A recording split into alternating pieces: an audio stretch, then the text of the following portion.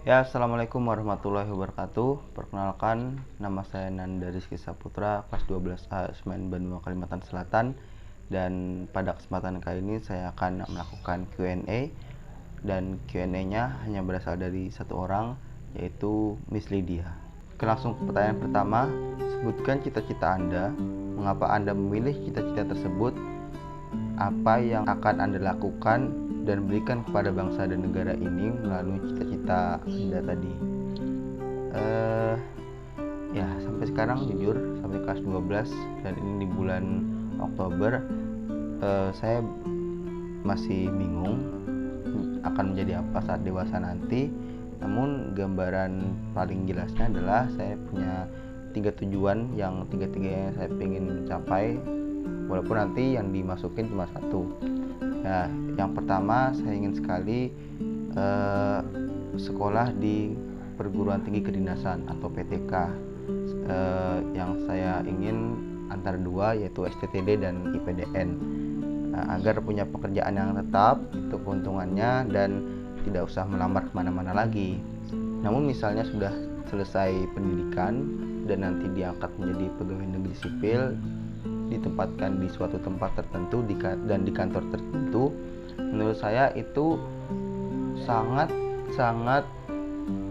berada di zona nyaman dan zona amannya. Sebenarnya bisa untuk explore lebih, tapi kesempatannya sangat minim sebenarnya, karena yaitu tadi, kita sudah memiliki pekerjaan tetap yang harus kita lakukan, dan mau kita explore lebih banyak dunia ini itu belum tentu kesampaian karena belum tentu ada waktunya. Itu. Yang kedua, saya ingin lulus, saya ingin bersekolah di universitas ternama di Indonesia, misalnya seperti UI atau UGM. Itu perlu persiapan yang sangat matang ya kalau untuk UTBK-nya, karena saya sepertinya tidak bisa mengandalkan SNMPTN. Nilai rapotnya nggak bagus-bagus banget soalnya ya, karena saya bakal mempunyai banyak teman, saya bakal bisa lebih eksplor dunia luar. Bedanya dengan kedinasan tadi, kalau kedinasan selama kita masa pendidikan, tempatnya aja kita sudah di situ-situ aja, nggak ada keluar-keluar gitu, paling beberapa bulan sekali pulang gitu-gitu aja. Menurut saya nggak tahu juga, belum merasakan pendidikannya soalnya. Dan kekurangannya, saya harus mencari pekerjaan, saya harus melamar pekerjaan, dan itu saingannya sangat banyak. Akan lebih bagus lagi nanti jika seorang lulusan universitas itu bisa menciptakan lapangan pekerjaan sendiri, dalam artian dia orangnya kreatif, punya skill yang bagus untuk melakukan sesuatu, jadi tidak hanya mengikut saja. Yang ketiga, saya ingin juga berkuliah di luar negeri. Ini salah satu impian saya, karena saya sangat terinspirasi dari orang-orang Indonesia lulusan luar negeri ataupun yang masih bersekolah di luar negeri. Contohnya seperti Iman Usman atau Belva Syahdavera. Mereka berdua adalah pendiri, foundernya Ruang Guru, dan mereka lulusan luar negeri juga untuk pendidikan terakhir mereka kalau tidak salah. Dan yang sekarang juga masih bersekolah di luar negeri yaitu ada Jerome Pauline.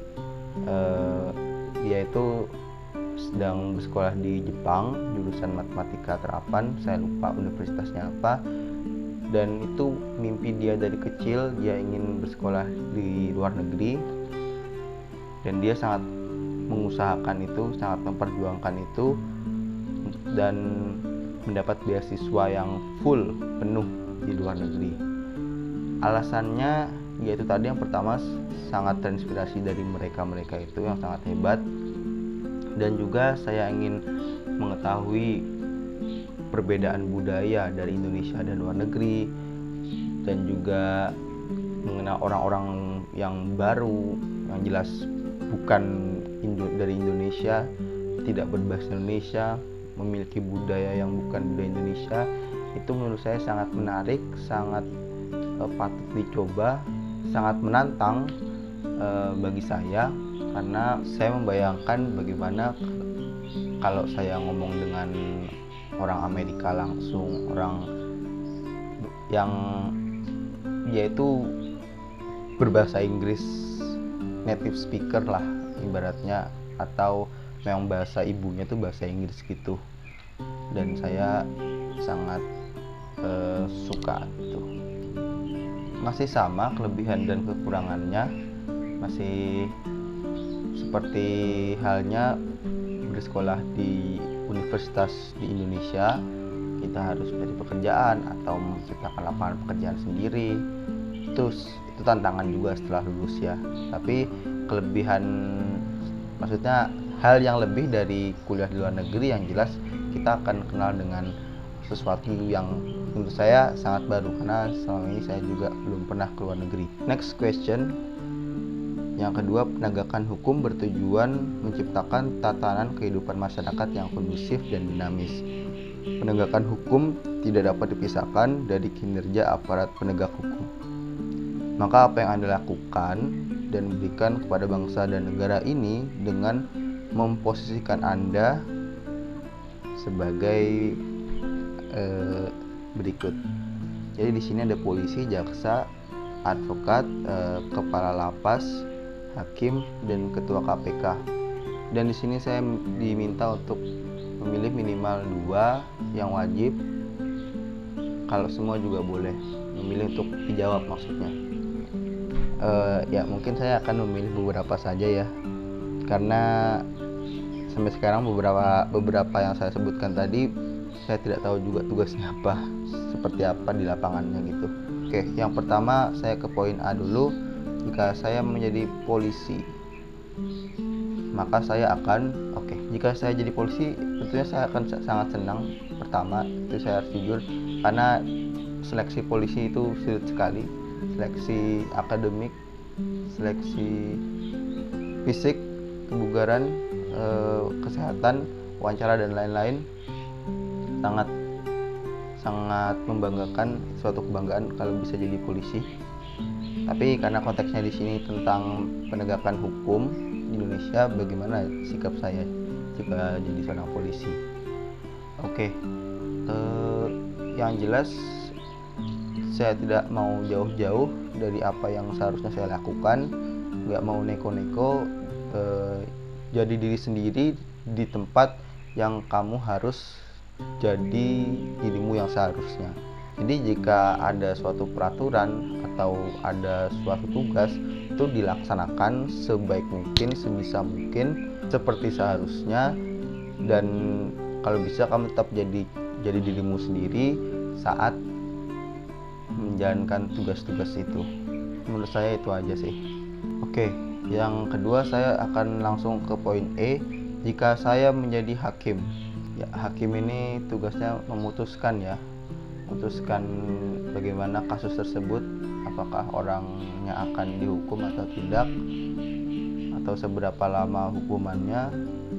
Masih sama dasarnya seperti menjadi seorang polisi, bahwa saya akan berusaha sebisa mungkin untuk melakukan apa yang seharusnya saya lakukan sebagai seorang hakim, menaati aturan yang berlaku, dan saya akan menjauhi dengan yang namanya suap, karena kita tahu itu tidak hanya merugikan diri kita sendiri namun juga orang banyak. Karena misalnya gini, saya jadi seorang hakim dan ada orang yang saya adili, saya hakimi lah. Misalnya dia memberikan saya uang atau apapun itu, biasanya uang, untuk meringankan hukumannya. Itu tentunya merugikan saya dan orang banyak. Kenapa? Karena merugikan sayanya, yang jelas nanti kalau saya ketahuan, saya bakal dihukum sebagai seorang hakim, dan itu dosanya tidak hanya di dunia namun juga di akhirat. Jadi juga ada hukuman di akhiratnya. Itu sebagai suatu indikator kita mau ke surga atau neraka.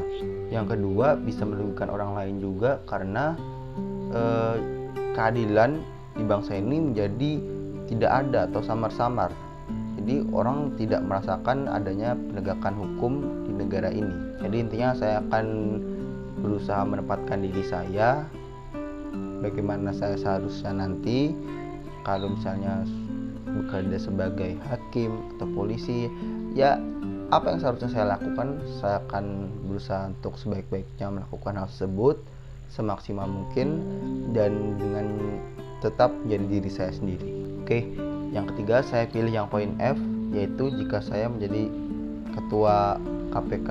Kalau kita berbicara tentang korupsi, itu sepertinya hal yang sangat entah sering terjadi di Indonesia, saya tidak tahu juga. Tidak semua kasus korupsi saya tahu, yang ngetren, yang viral saja yang saya tahu, tapi sepertinya banyak. Sepertinya ya, jadi kalau menjadi ketua KPK saya tentunya harus bagaimana supaya orang-orang itu tidak korupsi lagi, intinya seperti itu ya, dengan membuat kebijakan-kebijakan atau peraturan-peraturan yang memberatkan mereka untuk mereka tidak bisa melakukan korupsi, untuk takut mereka melakukan korupsi, seperti itu. Karena kalau misalnya ada suatu hukuman untuk tidak melakukan sesuatu, orang pasti akan takut. Tapi selama ini di Indonesia ada hukumannya pun orang tetap melakukan. Jadi saya akan melakukan berbagai koreksi atau berbagai revisi peraturan dan sebagainya lah, yang sebaik-baiknya, yang membuat orang itu sangat takut untuk korupsi dan berusaha tidak melakukannya lagi. Nah, kalau orangnya sudah korupsi, sudah terlanjur korupsi dan ketahuan oleh kami sebagai Komisi Pemberantas Korupsi, kami tidak menerima apapun dari mereka. Maksudnya jika mereka menyuap atau apa, itu akan kami sangat hindari. Karena seperti yang saya bilang pada kasus yang kedua yang menjadi hakim tadi, kalau kita berhubungan dengan suap uang seperti itu tidak hanya merugikan diri kita sendiri namun juga orang, dan tidak hanya berdampak di dunia namun juga di akhirat, seperti itu. Nanti orangnya malah nggak kapok-kapok kalau memberikan uang kepada kami dan kami terima, misalnya nauzubillah min dzalik, terus dia dipenjara atau dihukum sebentar saja atau dihukum yang ringan. Setelah dia lepas dari masa hukumannya, dia bisa melakukan hal yang lebih berbahaya, lebih merugikan orang lagi. So ya, itu saja jawaban-jawaban saya dari pertanyaan-pertanyaan yang telah diberikan oleh Miss Lydia. Tentunya harapan saya dari jawaban-jawaban tersebut, semoga ini bukan omong kosong dari saya, namun saya bisa merealisasikannya dengan baik dan benar apabila saya nanti menjadi orang-orang tersebut, bisa menjadi polisi atau hakim atau yang lainnya lah pokoknya. Dan tidak hanya saya, semoga generasi-generasi saya, generasi baru penerus bangsa ini bisa membangun bangsa ini dengan cara yang lebih baik dan dengan hasil yang lebih baik tentunya, untuk menciptakan Indonesia yang jauh lebih maju. Sekian video kali ini, terima kasih. Assalamualaikum warahmatullahi wabarakatuh.